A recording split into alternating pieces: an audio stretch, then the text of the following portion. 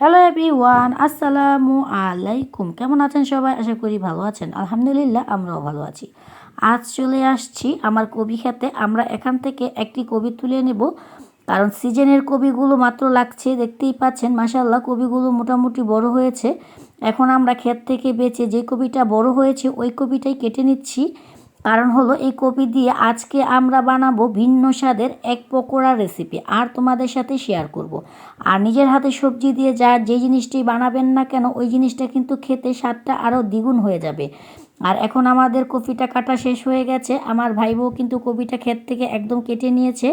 আর মাশাল্লাহ কপি ফুলটা যে কত সুন্দর দেখতেই পাচ্ছেন, কারণ নিজের হাতের সবজিগুলো এমনি তো অনেক সুন্দর, আর খুব খেতেও খুব টেস্ট লাগে, কারণ নিজের হাতের জিনিসের কিন্তু যত্নটা অন্যরকম হয়। এখন কিন্তু দেখতেই পাচ্ছেন আমরা কবি থেকে সব ডাঁটাগুলো ছাড়িয়ে নিচ্ছি। কারণ হলো এই কবি থেকে ডাঁটাটা সারিয়ে আমরা শুধু ফুলটাকে নিব। এই ফুল দিয়েই আমরা বানাবো ইয়ামি এক পকোড়ার রেসিপি, আর তোমাদের সাথে শেয়ার করব। অনেক তো পকোড়া বানিয়ে খেয়েছো, আমাদের আইটেমে পকোড়া একবার হলো বানিয়ে খাইয়ে দেখবেন, ভিন্ন স্বাদের পকোড়া। তোমরা কিন্তু চাইলে আমার রেসিপিটা ফলো করে মজাদার এই শীতকালীন সবজি ফুলকপি দিয়ে মজাদার এই পকোড়াটা বানিয়ে নিতে পারো। প্রথমেই আমরা কপিগুলো সুন্দর করে কেটে আর পরিষ্কার করে নিচ্ছি। কারণ হলো কপিগুলো যত সুন্দর আর পরিষ্কার করে কেটে নেওয়া যায় আর ছোট ছোট সাইজ করে নেওয়াটাই বেশি ভালো। কারণ হলো কপিগুলো যেহেতু আমরা একটু লবণ দিয়ে সিদ্ধ করে নেব, তার জন্য কিন্তু একদম ছোট করে ডাটা থেকে ছাড়িয়ে তারপর কপিগুলো নিতে হবে। আর ফাইনালি কিন্তু আমাদের কপিগুলো দেখতেই পাচ্ছ আমরা কত ছোট ছোট করে পিস করছি।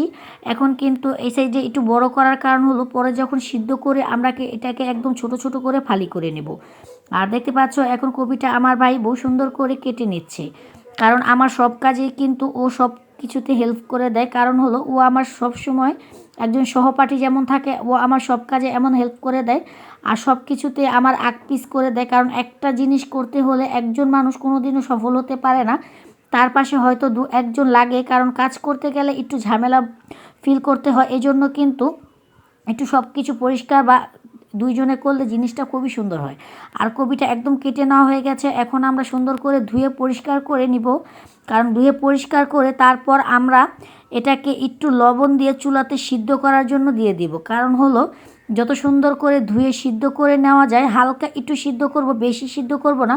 আর বেশি সিদ্ধ করলে কিন্তু তাও কোনো সমস্যা নেই, বেশি সিদ্ধ করার চেয়ে আমার মনে হয় অল্প একটু সিদ্ধ করলেই ভালো হবে। কারণ পকোড়াটা বানাতে হলে হালকা একটু লবণ দিয়ে সিজিয়ে নিলে কপির যে কাঁচা একটা ভাব আছে বা গন্ধ আছে ওই গন্ধটা আর থাকবে না। একবার হলো চাইলে আমার ভিডিওটা না টেনে ফুল ভিডিওটা দেখে মজাদার আমি এই পকোড়াটা শীতকালীন সবজি কপি দিয়ে তোমরাও বানিয়ে নিতে পারো। আর এখন কিন্তু আমরা চুলাতে আগুনটা জ্বালিয়ে তারপর কফিগুলো ভাপে বসিয়ে দিব 10 থেকে 15 মিনিটের জন্য। 10-15 মিনিট ভাপ দিলেই কিন্তু ফাইনালি এটা একদম ভাপ দেওয়া হয়ে যাবে। এই জন্য আমরা এখন চুলাটা আগুনটা ধরিয়ে বসিয়ে রেখে দিয়ে এটার যা উপকরণ লাগবে ওগুলো নিয়ে একটু বাইরে বসবো। কারণ সব কিছু একসাথে মিক্স করে তারপর এটাকে 1 ঘন্টার জন্য রেস্টে রেখে দিতে হবে।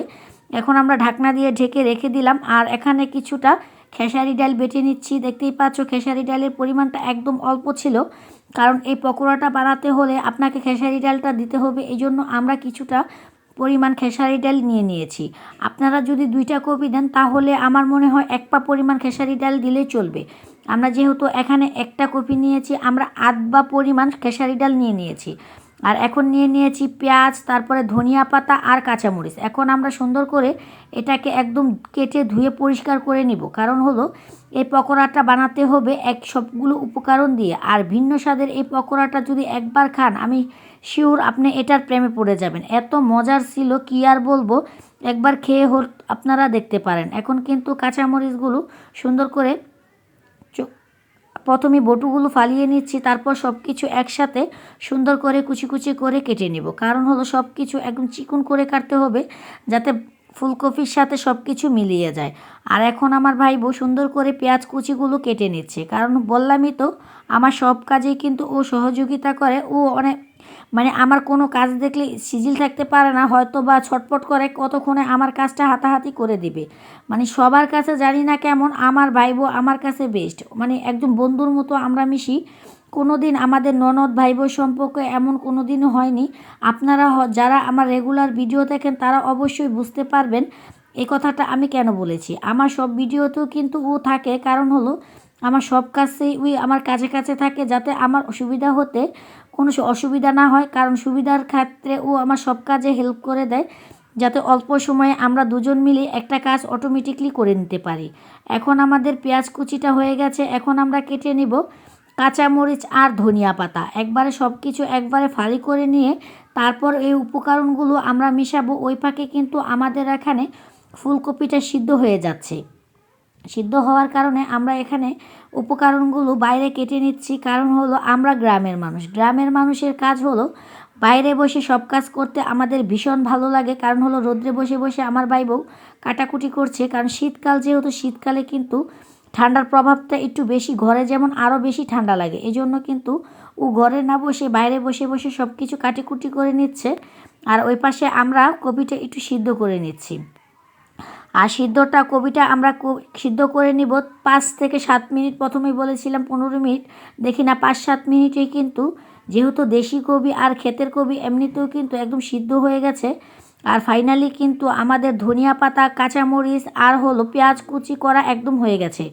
এখন আমরা সব কিছু নিয়ে একসাথে বসে যাব এটার উপকরণগুলো মেশানোর জন্য, কারণ হলো সব কিছু একসাথে মিলিয়ে তারপর এটাকে আমরা 1 ঘন্টার জন্য রেস্টে রেখে দেব। এখন আমাদের কপিটা কিন্তু সিদ্ধ হয়ে গেছে, আর আমরা একটু একটু করে কপিটাকে ছুটিয়ে ছুটিয়ে ছোটো ছোটো করে সাইজ করে নিচ্ছি। কারণ হলো এই কপির পকোড়া বানাতে হলে এইভাবে কিন্তু চাইলে একবারে তোমরা বানিয়ে দেখতে পারো, ভিন্ন স্বাদের পকোড়া খেয়ে তার প্রেমে পড়ে যাবা।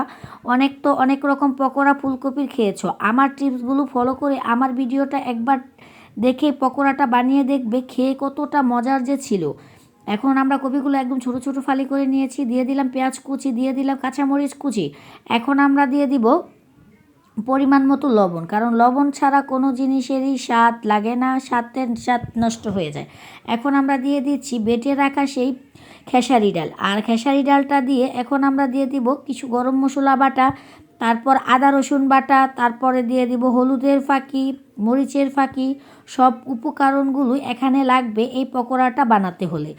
আর এই পকোড়াটা আমি কি বলবো, তোমরা যদি একবার খাও এটার প্রেমে পড়ে যাবা। আর সবসময় আমার মনে হয় যতদিন শীতকালীন সবজি এই ফুলকপি থাকবে, তোমরা কিন্তু এটার প্রেমে পড়ে হয়তো প্রতিদিন রাত্রে এটা বানিয়ে খাবে। এখন দিয়ে দিলাম পরিমাণ মতো লবণটা পরিমাণ মতো দিয়ে তারপরে দিয়ে দিলাম এখানে 1 চামচের মতো জিরার ফাঁকি। তোমরা চাইলে জিরার ফাঁকির জায়গায় অন্য কি মানে গোলমরিচের গুঁড়ো দিতে পারো। আর এখানে দিয়ে দিলাম একটি ম্যাগি নুডলসের মশলা, কারণ এই মশলাটাই টেস্টটা আরও দ্বিগুণ বাড়িয়ে দিবে।